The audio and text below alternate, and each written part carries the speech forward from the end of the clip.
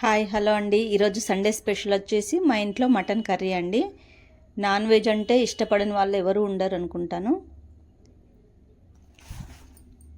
Mutton curry ఎలా prepare చేసుకోవాలో మీకైతే ప్రాసెస్ చెప్దామనేసి వచ్చానండి. మేమైతే ఒక 1/2 kg మటన్ అయితే తీసుకున్నామండి. దాన్ని మంచిగా శుభ్రంగా కడిగేసి పక్కన పెట్టేసుకున్నాను. అందులోకి కావాల్సిన వస్తువులు ఏంటంటే, ముందుగా మనము అల్లం వెల్లుల్లి పేస్ట్ని రెడీ చేసుకోవాలి. తర్వాత ఉల్లిపాయలు, పచ్చిమిర్చి, పుదీనా అన్నీ సిద్ధంగా పెట్టుకోవాలి. స్టవ్ మీద బాణీ పెట్టేసి సరిపడంత ఆయిల్ వేసేసుకోవాలి. అందులోనే ఉల్లిపాయ ముక్కలు, పచ్చిమిర్చి ముక్కలు, పుదీనా వేసి మంచిగా దూరగా వేయించుకోవాలండి.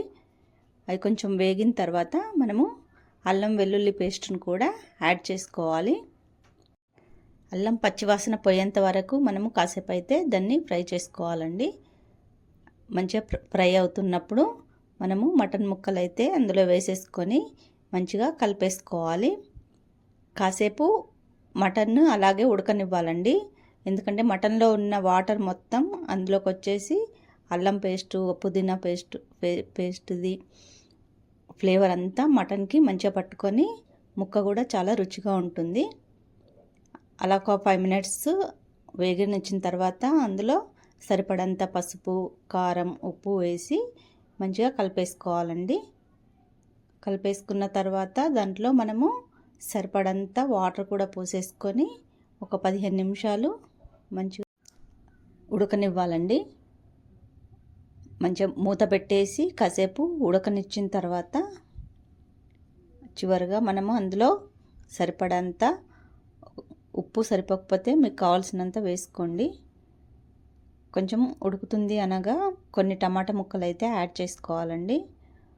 అలా యాడ్ చేసుకుంటే టమాటా ఫ్లేవర్ కూడా మటన్లో చాలా మంచిగా ఉంటుంది.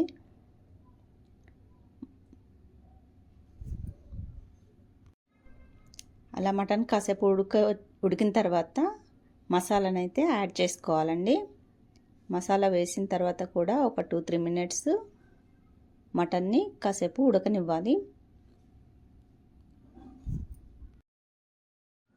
మటన్ ఉడికిపోయింది, ఇక దింపేస్తాము అనే టైంకి మనము చివర్లో కొంచెం కొత్తిమీర యాడ్ చేసుకుంటే మటన్ కర్రీ అయితే రెడీ అయిపోతుంది. మటన్ కర్రీ అయితే పూర్తిగా రెడీ అయిపోయిందండి. ఈ వీడియో కనుక మీకు నచ్చితే లైక్ చేయండి, సబ్స్క్రైబ్ కూడా చేయండి, కామెంట్ చేయడం మాత్రం మర్చిపోకండి. Thank you.